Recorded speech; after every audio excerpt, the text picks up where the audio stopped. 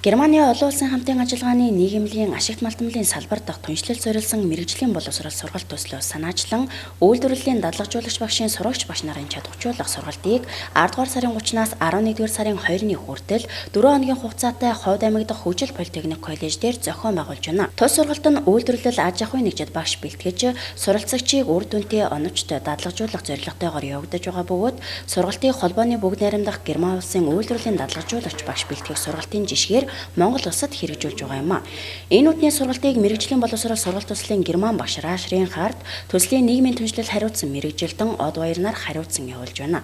Also vor 3 Jahren war ein Teil der Teilnehmer. За ингээд одоогийн сургалт маань бол оролцогчдоос дийлэнх нь бол бас 3 жилийн өмнө 2014 онд холбооны бүгд найрамдах Герман улсын Лайпциг хотноо бол ийм үйлдвэрлэлийн дадлагжуулагч багшийн сурагч багшаар бэлтгэсэн хүмүүс байгаа.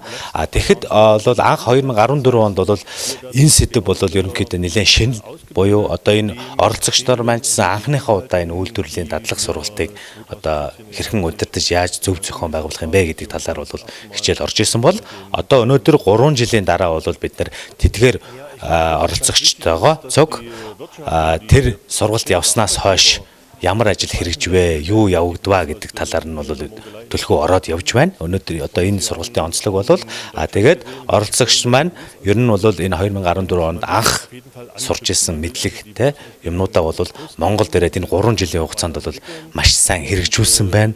Те их зүйл сурч мэдсэн байна. Их сайн үр дүнд бол хүрсэн байна. Одоо бол энэ сургалтын дээрээ бол зарим нэг шин зүйл ярилцахаас гадна сурч мэдхээс гадна ерөнхийдөө яг тухайн одоо энэ сургалтыг зохион байгуулахад үйлдвэрлэлийн дадлагжуулагч багшийг бэлтгэхэд тийм ээ ямар сайн талууд гарч ийн ямар хүндрэлүүд гарч ийн те ямар зүйлийг одоо энэ 3 жил бид нар сайн хийж чадав ямар зүйлийг одоо өшөө сайжруулах шаардлагатай байна гэдэг талаараа төлхөө юм туршлага солилцсон иймэрхүү сургалт болж байна. Мэдээж оролцогчд дундаас бол ийм ажил олгогч тий хувийн хвшлийн зүгээс төлөөлөлд байх нь бол маш чухал. Энэ бол ерөөсөө тэдгээр хүмүүс маань одоо хувийн хвшлийн зүгээс ажил олгогчдын зүгээс мэргэжлийн боловсрол сургалтанд хэрхэн ач холбогдол өгөх ёстой юм бэ?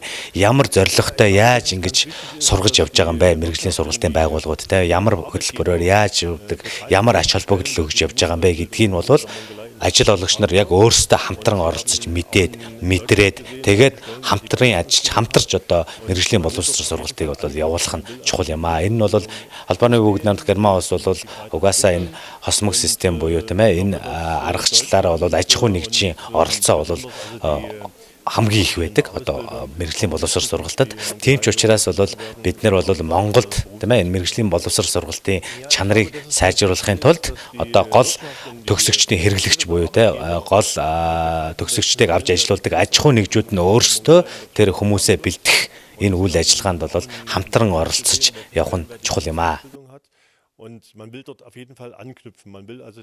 Сургалтанд Ховд, Увс, Завхан, Баян Үлгий, Баян Хонгор, Говь Алтай аймагуудын сурагч багш нар нийт 21 сурагч багш хамрагдаж байна. Сурагч багш нар холбооны бүгд найрамдах Герман улсад Завхан аймагт, Улаанбаатар хотод, Ховд аймагт нийт 4 удаагийн чадваржуулах сургалтуудад хамрагдан мэргэжиж байгаа юм а. Үйлдвэрлэлийн дадлагжуулагч багшийг бэлтгэснээр одоо ямар ач холбогдолтой юм гэхээр мэргэжлийн боловсролын сургалтын байгууллагаас мэргэжлийнхаа суурь чадамжийг эзэмшээд гарч байгаа оюутан сурагчдаа үйлдвэр дээр гараад чухам би онлын мэдлэгээр ямар мэдлэг эзэмсэн бэ тэрийгэ баталгаажуулах тэр сурагчдыг одоо тэр хүлээж авч байгаа үйлдвэрлэлийн дадлагжуулагч багш маань ямар үүрэг гүйцэтгэх юм бэ? Тухайн оюутны яаж хүлээж авах юм, юугаар мэдлэг чадвахыг баталгаажуулах үйл ажиллагааг одоо бидний сууж байгаа энэ сургалт бид нэр одоо энэ сургалтыг өшөө цааш нь улам орон нутгад дэлгэрүүлээд тэнд суусан хамрагдсан дараагийн сурагч багш нар маань мөн оюутан сурагчдыг бэлтгэхэд хувь нэмрээ оруулахад бүрэн чиглэгдсэн сургалт. За тэгээд ирээдүйд ур чадвартай мэргэжилтнийг бэлтгэхийн тулд одоо энэ онлыг дадлага дээр үйлдвэрлэл дээр хэрхэн яаж төгс эзэмших үү?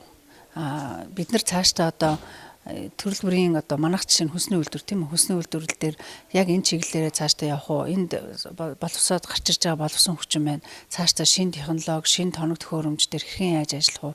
Энийг одоо энэ үйлдвэрлэлийн байгууллага дээр одоо мэдээж сурч авч гарна. Хамгийн гол нь энэ үйлдвэрлэл дээр бид нэр дадлага гаргахдаа биднэрт өмнө нь бол зөндөө олон алдаа байсан байна гэж би харж байгаа. Яагаад гэвэл хүүхдүүдийг зүгээр нэг цэвэрлэгээ хийгээ явуулах тийм ээ. Одоо ч гэсэн тиймэрхүү байдал бас харагдаж байгаа. Зарим нөхдүүд маань маш сайн сургаа явуулж байгаа. Ойдл одоо нарийн бов юу гэдгийг зоогийн газрууд энэ тоогч нарыг бэлтгэхийн дээр бол маш сайн одоо зөвлөгөө өгөөд сургаад явуулж байгаа хүмүүс ч байна. Чадахгүй ч бас газрууд байна. Тэгэхээр бид нар энэ дээрээ нийтлэг нэг алдаа оноогоо дүгнж мэдэж аваад цаашдаа энэ хүүхдүүдийг одоо өндөр ур чадвартай мэргэжилтэн болгохын төлөө одоо сурч мэдсэн зүйлээ одоо дадлагжуулагч багш нараараа дамжуулаад бид нар хүргэх юм аа. Сурагч багш нар Ховд аймагта 2015 оноос хойш аж ахуйн нэгжийн инженер техникийн ажилчдыг хамруулан нийт 4 удаагийн сургалтаа амжилттай зохион байгуулсан байна. Энэ удаагийн сургалтанд Ховд аймагаас Хөгжил политехник коллежийн нийгмийн түншлэл, мэрэгжлийн чиг баримжааны зөвлөх инрэл, цахилгааны мэрэгжлийн багш Ариун болд, бетон арматурын мэрэгжлийн багш Даваа Сүрэн, талах нарийн бов үйлдвэрлэлийн технологийн ажилтан багш Лам Сүрэн, сан техникийн мэрэгжлийн багш Инхбаатар, барилгын мэрэгжлийн зөвлөлийн дарга барилгачдын холбооны тэргуун Цэнтхүү, хан жаргаланд Ховд хоршооны дарга Үлзийхүү, булган нудрага зарим гишүүд нь бүрэн хариуцлагатай нөхөрлөлийн дарга Болормаа, Шим ус компани инженер Нансалмаа нар хамрагдаж байна.